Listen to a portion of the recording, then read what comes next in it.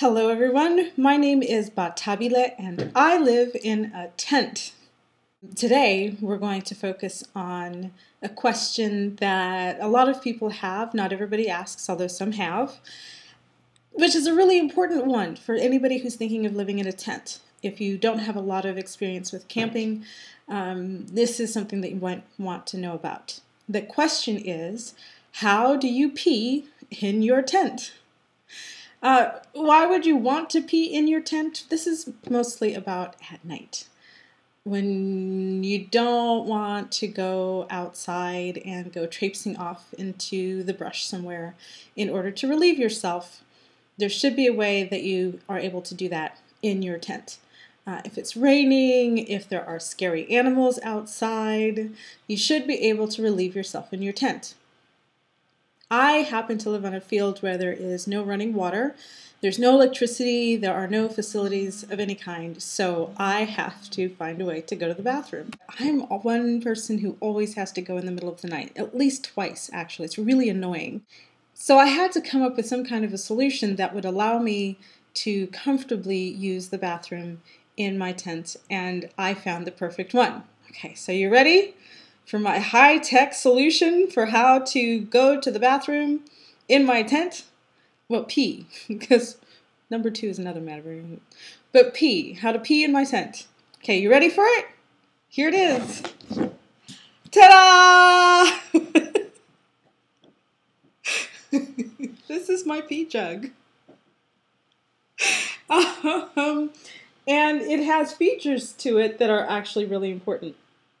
I have experimented a little bit and have discovered that this is actually the perfect jug for doing the business in the tent, especially for the ladies, okay? So, because for the men, this is not necessarily such a problem, but for the ladies, this is a problem. The first thing about this jug that's really important is that it is oblong, okay? It is oblong. It is not round, because we are not round, okay? I had a jug before that I was using. I'm going to show you what I'd used before. It was this. No, not so much, okay? So things that are really important about the jug is that it should be nice and tall. Okay, it should be nice and tall because this is easy to squat on, all right? And oblong for dribble issues, if I must. That the lid is really important. It's not one of those lids that, I'll show you this one, that has a spout where you turn it to pour.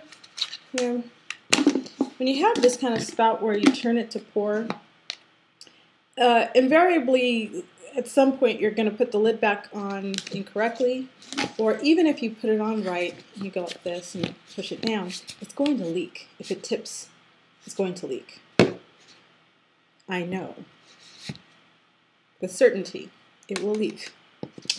So having a lid that does not have that pour spout where you turn it is really important, because sits on top squarely like this. This one smells really good because I wash it out with Dr. Bronner's Lavender Castile soap.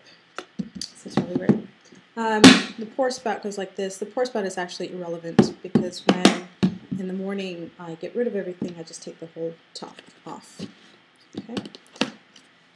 Another advantage to the jug being oblong is that it is not as likely to tip over. So that's really important. I have issues with this. The other feature is that it's strong. You want something that's really sturdy because liquid gets heavy. Okay, so this jug that I had originally, as you can see, the handle broke. This was a bleak moment. You don't want that to happen to you. So you want to make sure that it is oblong, it is made of sturdy material, that the lid is not one that you turn in order to pour out of, but that it actually seals on the top, and that it is nice and tall enough so that you're not overexerting yourself in order to reach it. All right, and then in order to have a full experience, a wonderful experience, you're going to need to have three things. So you have your jug, and then here's the next trick that I discovered. A box of tissues.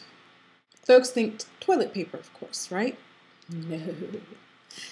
Toilet paper requires two hands. You got to hold the roll with one hand and then wrap with the other, or at some point you're going to need both hands.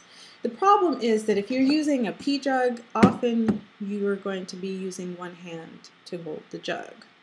And so you're going to want to have something that allows you to use just one hand in order to grab the toilet paper. So I found that tissue paper from a box is really great because you can just use one hand and pull out the tissue paper and it's all there.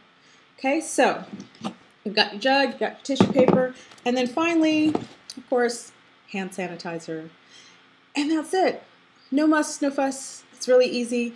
It can take a little bit of getting used to, but at this point, there's no big deal to it. I'm really happy using the bathroom in my tent, my bathroom here. All right, that's it for today. Bye for now.